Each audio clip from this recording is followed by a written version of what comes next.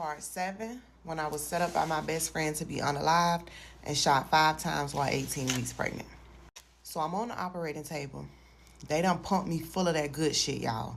And within seconds, I'm asleep. I'm knocked out.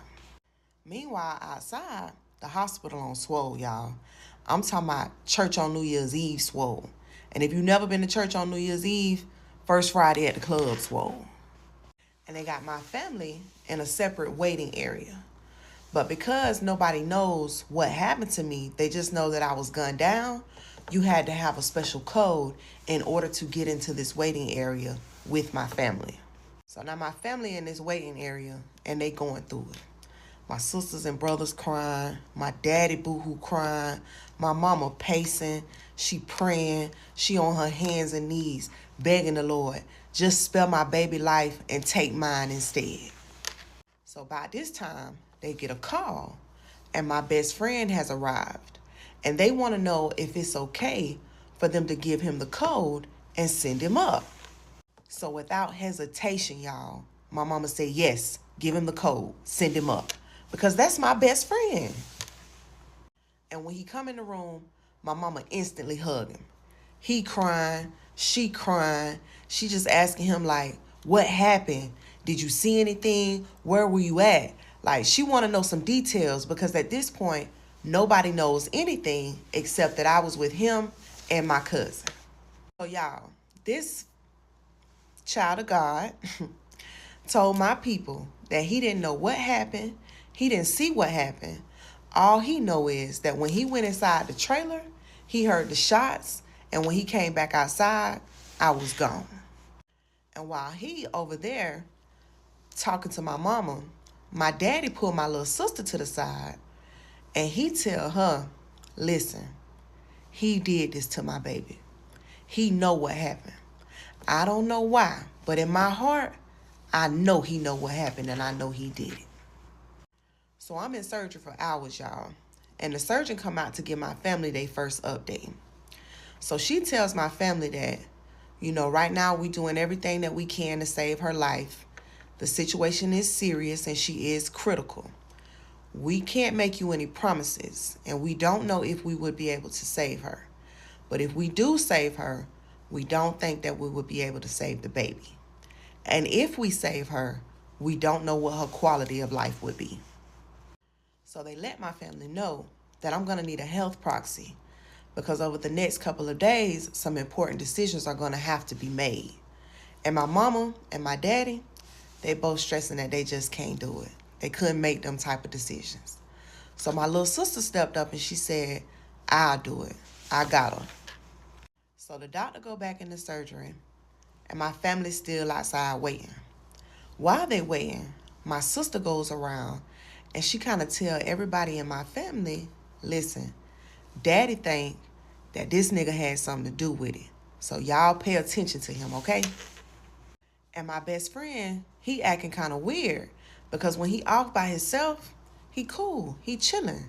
But anytime anybody say anything to him, this nigga go to Keith Sweat, Johnny Gill, snot nose, crocodile, tear crying, y'all. I'm talking about putting on in that bitch for my people. So the doctor's fighting for my life. I'm fighting for my life. My family praying for my life. And this fuck nigga ain't here putting on.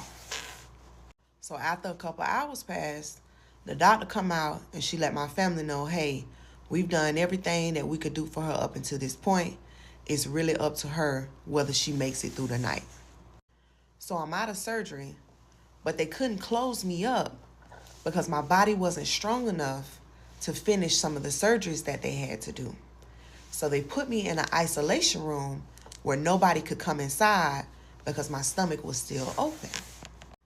They let my family know, hey, you guys can go home for the night. There's nothing else that we can do here. But my mama and daddy stressing we ain't leaving. We staying. But my little sister, she leaves. And when she leaves, she don't go home. She goes straight to the police department. So when she goes to the police department, she lets them know, hey, listen, my sister best friend was involved. You guys need to look into them. And then that's when the police began investigating my best friend. So over the next couple of days, I end up having 2 more surgeries. And when I'm finished with these surgeries, I end up on a ventilator because my lungs had collapsed. So now, every day, they're trying to wean me off this ventilator. But every time they try to take me off the ventilator, I'm not breathing on my own. So after a couple of days, they go to my family and they like, hey, listen, it's about time to make one of those tough decisions that we were talking about. Because we trying to take her off this ventilator and she's not breathing on her own and she can't stay on this ventilator forever. So maybe it's time for you guys to start making some type of arrangements. And my little sister is like, hell no, we ain't doing that. We gonna give her some time to fight. Her life ain't over yet. So while all this is going on, the police have started their investigation into my friend. So now they have obtained a search warrant for my best friend's home. And when they go to serve the search warrant on my best friend's home, they find all type of shit in his house, y'all. None of it was related to my shooting, but all of it was illegal. So Buddy got booked that day. He was on his way to the county. So now my best friend is booked and everybody's shocked. But my family is still focused on my survival. So it come a time where they like, okay, we need to take her off this ventilator. We've given her some time and you guys need to make a decision. So my mama, my sister, and my daddy sit down and they decide that they're going to take me off the ventilator. And if I make it, I make it. But if I don't, then that's all God's plan. So the day that they take me off the ventilator, it's my mama, my daddy, my sisters, my brother, and my godmama in the room.